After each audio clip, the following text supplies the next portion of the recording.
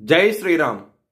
2025 ఢిల్లీ ఎలక్షన్స్లో బీజేపీ గెలుస్తుందని చెప్పడం జరిగింది. అది ఫిబ్రవరి 8వ తారీఖున ప్రూవ్ అయింది. ఆ వీడియో లింక్ అనేది డిస్క్రిప్షన్లో ఇవ్వడం జరుగుతోంది. అది నిజమా కాదా అనుకుంటే కనుక మీరు ఆ వీడియో లింక్ ఓపెన్ చేసి చూడండి.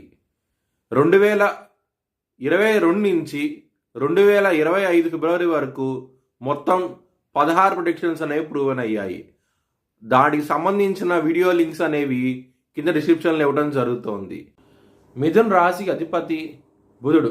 మిథున్ రాశిలో ఆరుద్ర 4 పాదాలు, మృగశిర 3, 4 పాదాలు మరియు పునర్వసు 1, 2, 3 పాదాలు ఉంటాయి.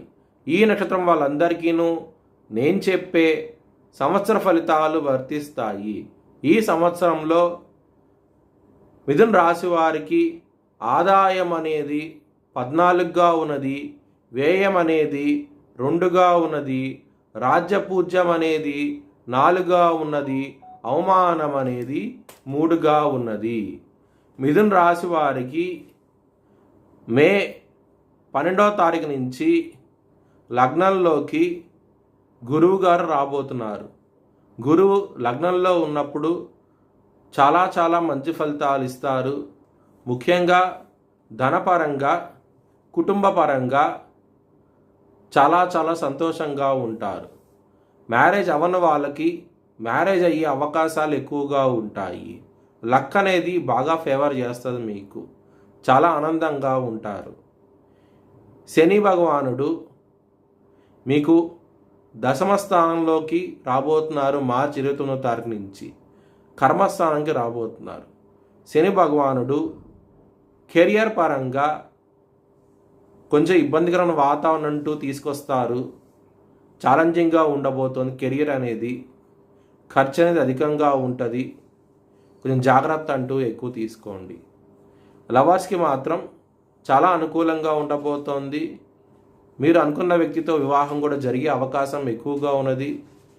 మ్యారేజ్ పరంగా మాత్రం కొంచెం జాగ్రత్త అంటూ ఎక్కువ తీసుకోండి. మ్యారేజ్ ఎటువంటి ఇబ్బందికరమైన వాతావరణం ఉన్నా సరే గురువుగారి దృష్టి 7వ స్థానం మీద ఉంది కాబట్టి చాలా మంచి ఫలితాలంటూ ఇస్తారు. గురు భగవానుడు అక్టోబర్ 19వ తారీఖు నుంచి మీకు 2వ స్థానానికి వెళ్తున్నారు. మళ్ళీ డిసెంబర్ 5వ తారీఖు నుంచి 2వ స్థానం నుంచి లగ్నంలోకి రాబోతున్నారు. వక్రించి రాబోతున్నారు. కొంచెం ఆరోగ్యపరంగా మాత్రం డిసెంబర్ 5వ తారీఖు నుంచి కొంచెం ఇబ్బందికరంగా ఉంటుంది. వెయిట్ పెరగడం లాంటివి చేస్తారు. కొంచెం గొంతుకు సంబంధించిన విషయాల్లోనూ, పొట్టకు సంబంధించిన విషయాల్లోనూ ఇబ్బంది పడే అవకాశం ఎక్కువగా ఉన్నది. మీ భవిష్యత్ వివరాల కోసమై హెచ్ఎల్ఎన్ జ్యోతిష్యాలయాన్ని సంప్రదించండి.